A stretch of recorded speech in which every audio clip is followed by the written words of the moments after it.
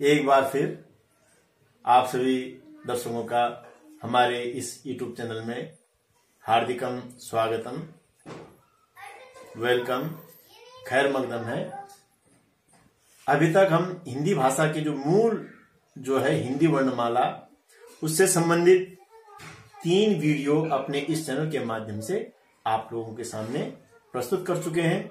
जो प्रथम वीडियो था हिंदी वर्णमाला का लेखन व उच्चारण किस प्रकार से किया जाना है, दूसरा हिंदी वर्णमाला में समान दिखने वाले अक्षरों में जो अंतर है उस विषय पर विस्तार से चर्चा की थी, और जो तीसरा वीडियो था आधे अक्षर व संयुक्त अक्षरों का लेखन हिंदी भाषा में किस प्रकार से किया जाता है, विस्तार पूर्वक से काफी लंबा वो वीडियो था, वो इस YouTube चैनल के माध्यम से आप लोगों के सामने प्रस्तुत है।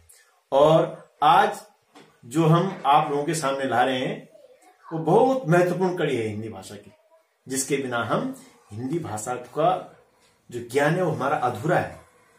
तो उसमें पूर्णता लाने का प्रयास किया जा रहा है, जिसको आज दिन तक हम पढ़ते हुए आ रहे हैं 12 खड़ी।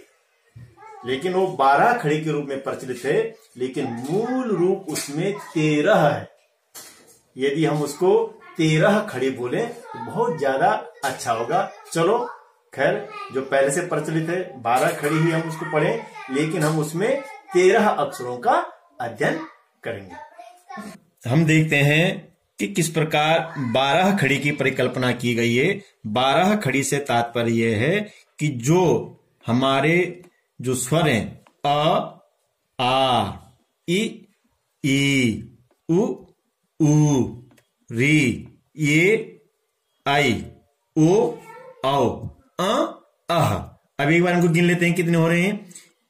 1 2 3 4 5 6 7 8 9 10 11 12 13। इसलिए मैं पूर्व में कह चुका हूं ये 12 खड़ी नहीं बल्कि 13 खड़ी, 13 अक्षर हैं। इन 13 अक्षरों की मात्रा हमको व्यंजन में लगानी होती है, इसलिए इनको 12 खड़ी कहते हैं। चलो हम 12 खड़ी बोलेंगे, कोई दिक्कत नहीं, लेकिन हम जो 13वां अक्षर है री, ये इसको छोड़ देते हैं 12 खड़ी में। इस री को भी हम सम्मिलित करेंगे, प्रत्येक व्यंजन के साथ री की मात्रा लगा करके उसका उच्चारण करेंगे। तो 12 खड़ी क्लियर हो गया। 12 खड़ी उन वर्णों को कहते हैं जब हम व्यंजनों में स्वरों की मात्रा लगाते हैं। तो जब व्यंजनों में स्वरों की मात्रा लग जाती है तो उनको हम 12 खड़ी कहते हैं। उदाहरणार्थ, सबसे पहला हमारा व्यंजन है हमारी वर्णमाला में क। तो क में हम प्रत्येक स्वर की मात्रा लगाकर देखेंगे, आप लोगों के सामने रख रहे हैं। क हम वर्णमाला में पढ़ चुके हैं। उसके बाद क में हम आ की मात्रा लगाएंगे का। आ की मात्रा क्लियर है। क के बाद एक पाई, एक डंडा खींच देंगे। की, जिसको हम बोलचाल की भाषा में बोलते हैं छोटी की, लेकिन इसकी जो भाषा है ह्रस्व की। हमें बचपन से ही अपने विद्यार्थियों में, अपने छात्रों में आदत डालनी चाहिए। ये ह्रस्व की है, छोटी की, जिसको हम बोलचाल की भाषा में, तो ये इसकी मात्रा आगे से लगती है। की, इस छोटी की मात्रा की, एक किसी भी अक्षर के पीछे से लग करके ऊपर से ऐसे में जुड़ जाते की, ये इसकी मात्रा है। कु, क लिखा गया, नीचे से ये मात्रा आ गया कु। कु, ये ह्रस्व, ये दीर्घ, और ये है क्री। क के नीचे री की मात्रा, ये री भी क्या है, स्वर होता है, जिसको हम आम बोलचाल की भाषा में बोलते हैं री से ऋषि। ये भी स्वर हो गया, तो क्री। उसके बाद क में ए की मात्रा, ए की मात्रा सिंगल होती है, यहां ध्यान रखना, जबकि स्वर में कोई मात्रा नहीं। तो ये है, ये के ऊपर कोई मात्रा नहीं है, लेकिन जब इसको व्यंजन के ऊपर ए को दर्शाया जाता है तो कोई भी व्यंजन हो उसके ऊपर एक सिंगल मात्रा ऊपर से लगा दी जाती है, वो ए की मात्रा हो जाती है के। क में आई की डबल मात्रा होती है, जबकि स्वयं आई के ऊपर एक मात्रा, यहाँ पर ध्यान देने वाले जरूरत है, ध्यान देने वाली आवश्यकता है, सिंगल मात्रा, लेकिन जब व्यंजन में लगती है तो डबल मात्रा हो जाती है। तो कई, ये आई की मात्रा होगी। उसके बाद ओ की मात्रा, कोई भी व्यंजन लिखा है उसके पीछे एक पाई करके ऊपर से एक मात्रा लगा करके को। कौ, क, कह, फिर ध्यान देंगे क, कंग नहीं, क, कह। इस प्रकार से ये 13 खड़ी होगी, ये 13 मात्राएं होगी। जो स्वरों की मात्राएं हैं उनको हम व्यंजन के साथ लगाते हैं। पूर्व में मैं बोल चुका हूं, ये 2 अयोग हुआ है। तब भी 11 बचे। अब इनको हमको समझना है, ये जो अयोग हुआ है, जो अनुनासिक है, जो नाक से बोलना है प्रत्येक अक्षर को, और प्रत्येक अक्षर के बाद हम विसर्ग भी लगा सकते हैं। जैसे कैसे, कह ये लिखा हुआ है, का ये लिखा है, लेकिन का के पीछे बोलेंगे तो का, की, कु, कु, क्री, के, कई, को, कौ। ये अनुसार नासिका से अनुशासिक मैंने उच्चारण किया इनका। इसी प्रकार जो विसर्ग है, यहाँ पर क की बात तो लगा हुआ है, क की बात, लेकिन प्रत्येक उसके बाद लगेगा काह, की, की, कुह, कुह, क्रीह, केह, कह, कोह, कौह, इन सब के बाद विसर्ग लग सकते हैं। मात्राएं मैं पूर्व बता चुका हूं, एक पाई आ की मात्रा, वर्ण से अक्षर से आगे मात्रा, फिर ये झुकी हुई ये छोटी की मात्रा, अक्षर के बाद ये पाई, और ये ऊपर ये मात्रा, ये बड़ी की मात्रा, ये हर्ष ऊ की मात्रा नीचे से, अक्षर के नीचे से, फिर पीछे की साइड ये दीर्घ ऊ की मात्रा, और ये जो पूछ है इस तरीके से घुमा करके ये री की मात्रा है, और ऊपर एक सिंगल मात्रा ए की मात्रा, ऊपर से दो मात्राएं, ये आई की मात्रा है, एक पाई और ऊपर से एक मात्रा, ओ की मात्रा है, एक पाई और ऊपर से दो मात्राएं, ये औ की मात्रा है, ऊपर से एक ये बिंदु जो लग जाता है, इसको बोलते हैं अनुनासिक। नाक से उच्चारण करना होता है, और किसी भी अक्षर के बाद जो हम दो बिंदु रखते हैं इसको बोलते हैं विसर्ग। इसका आधा ह के बराबर उच्चारण होता है। लगभग मैं समझ रहा हूं कि ये यहाँ पर तस्वीर क्लियर हो जानी चाहिए कि जो स्वर हैं, स्वरों की मात्रा जब हम व्यंजन में लगाते हैं तो उनको 12 खड़ी कहा जाता है। और इसमें से अधिकतर अभी तक, अब तो जो नई पुस्तकें आ रही है उसमें तो री दिखाई भी देता है, जिसमें री की मात्रा लगी हुई, लेकिन पुरानी खास करके पुस्तकों में इसको सम्मिलित नहीं किया गया था, तो इसको भी सम्मिलित किया जाना नितांत आवश्यक है। अब आगे देखिए, ख, खा, खी, खी, खु, खु, रेखरी, ये ख के नीचे री की मात्रा है, ये ध्यान देना। खी, खे, खई, खो, खौ, ख, खह, ग, गा, गी, गी, गु, गु, ये गिरी, ग के नीचे री की मात्रा, गिरी, गे, गई, गो, गौ, ग, गह, घ, घा, घी, घी, घु, घू, गिरी, ये घ के नीचे री की मात्रा, घे, घई, घो, घौ, घ, घह, ग, गा, गी, गी, गु, गू, गिरी, गे, गई, गो, गौ, ग, गह, च, चा, ची, ची, चू, चू, च्री, चे, चई, चो, चौ, च, चह, छ, छा, छी, छी, छु, छू, श्री, छे, छै, छो, छौ, छ, छह, ज, जा, जी, जी, जू, जू, ज्री, जे, जय, जो, जौ, ज, जह,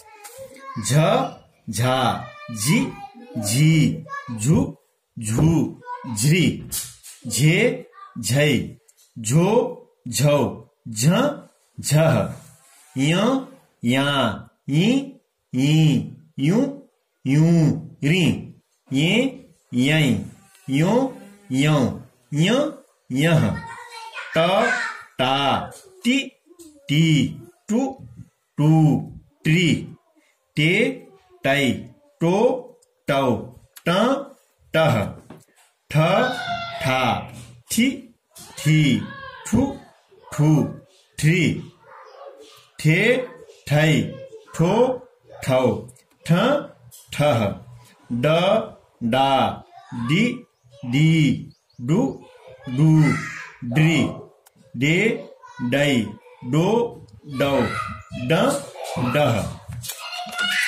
ढ, ढा, ढी, ढी, ढू, ढू, ढ्री, ढे, ढई, ढो, ढौ, ढ, ढह, ण, णा, णी, णी, नु, णु, णी, णी, ने, णई, नो, णौ, ण, णह, त, ती ती तु तू त्री ते तई तो तौ त तह थ था थी थी थु थू थ्री थे थई थो थौ थ थह द दा दि दी दु दू द्री दे दई दो दौ द दह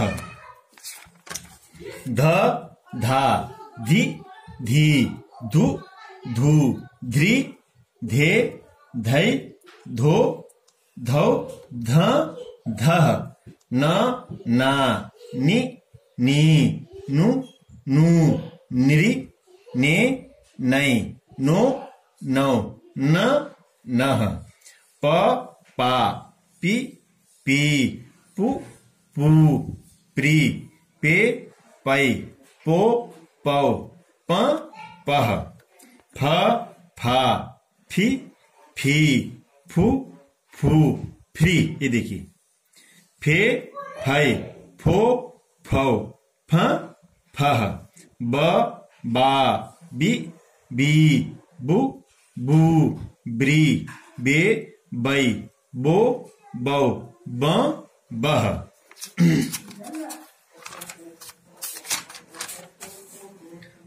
भ भा भी भी भू भू भ्री भे भई भो भौ भ भह म मा मी मी मु मू म्री मे मै मो मौ म मह य या ई यू यू री ये यै यो यौ य यह र रा री री रु रु।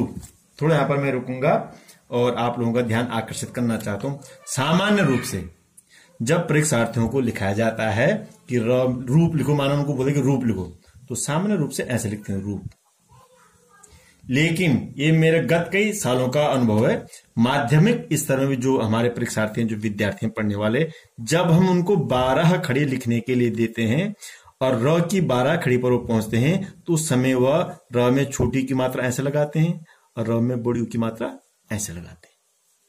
तो यहां पर हमको ये गौर फरमाने की आवश्यकता है अपने विद्यार्थियों के साथ, अपने परीक्षार्थियों के साथ, कि वह र में कदापि उ की मात्रा ऐसा न लगाएं। ये रॉन्ग है, ये गलत है। केवल र अक्षर में ही, र वर्ण में ही जो र उ की मात्रा लगाने का जो विधान है वो थोड़ा अलग है। वो नीचे न लग करके जो रो का बीचों बीच वाला हिस्सा था, छोटी की मात्रा ऐसे निकल जाती है और बड़ी की मात्रा निकल करके फिर उसको ऐसा गोल किया जाता है। ये सिर्फ र में अलग से उ की मात्रा लगाने का प्रविधान है। मैं पहले ही बता चुका हूं, फिर दोबारा बोल रहा हूं। जब हम सामान्य रूप से लिखते हैं तब तो ऐसे लिखते हैं परीक्षार्थी, लेकिन जब हम उनको 12 खड़े लिखने के लिए देते हैं, विगत कई वर्षों का अनुभव है कि वो र पे उ की मात्रा 12 खड़ी में इस प्रकार से लगा देते हैं, जो कि बहुत गलत है।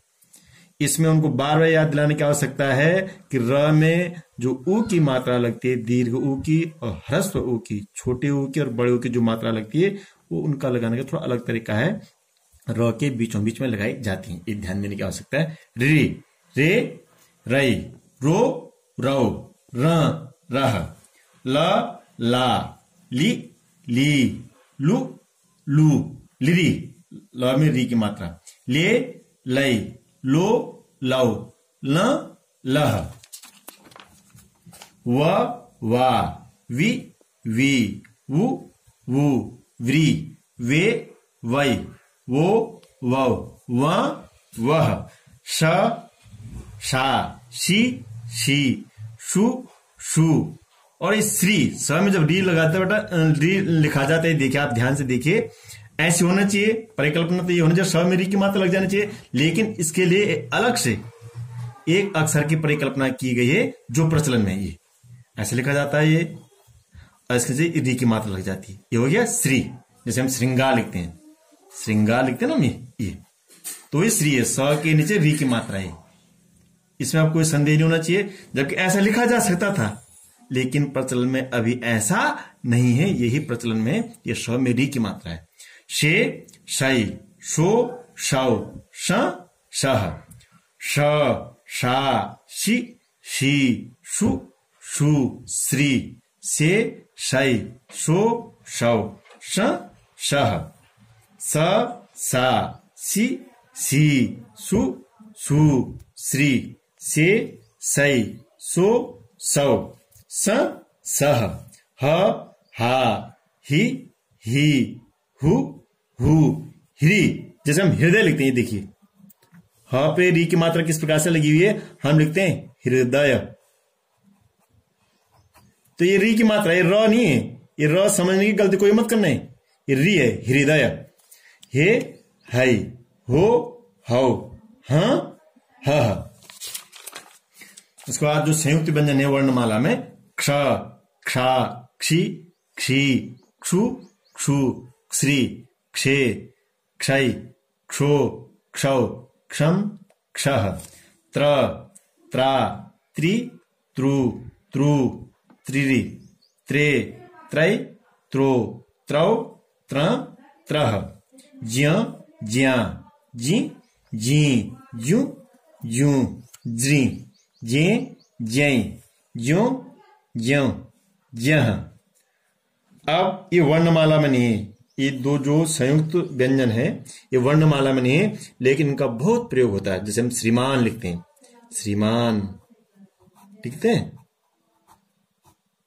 श्रीमती, बहुत प्रसिद्ध शब्द है, बहुत अधिक प्रयोग होता है।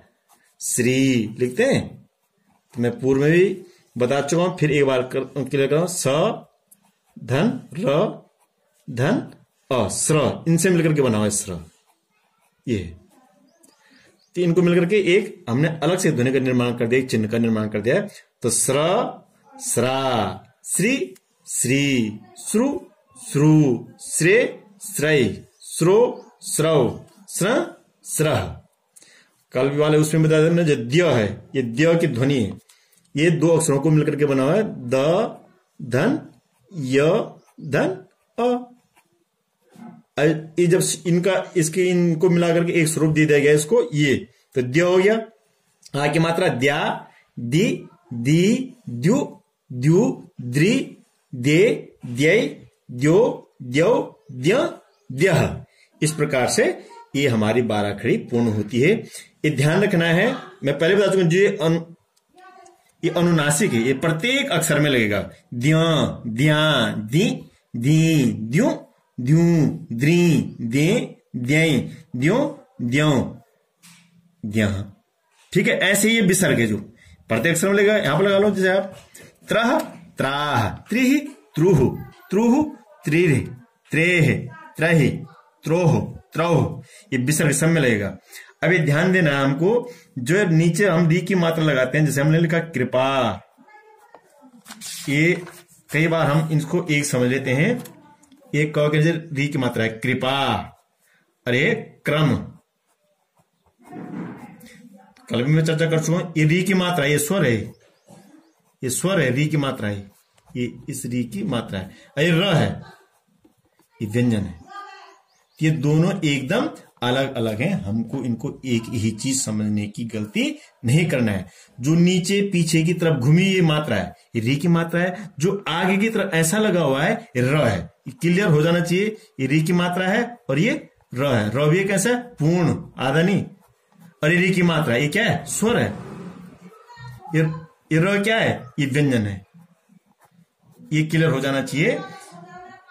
इस प्रकार से यदि हम प्रत्येक अक्षर में इन मात्राओं का प्रयोग करके उच्चारण करेंगे, लिखेंगे, पढ़ेंगे, और उनका अपनी भाषा में अनुप्रयोग करेंगे, तो निश्चित रूप से जो एक हम बहुत पढ़ लिखने के बाद भी आगे बढ़ जाते हैं, लेकिन जो बेसिक जानकारियां हमसे छूट जाती हैं, वो जानकारी हमसे छूटने वाली नहीं है। और हम एक अच्छा वो ज्ञान प्राप्त करके अपनी जो हिंदी भाषा है उसके लेखन कौशल में निश्चित रूप से विकास कर सकते हैं। और मैं समझता हूं यदि आप लोग इस वीडियो को ध्यानपूर्वक देखेंगे तो निश्चित रूप से जितने भी दर्शक हैं, जितने भी पाठक हैं, जितने भी श्रोता हैं, सबको इसका लाभ मिलेगा।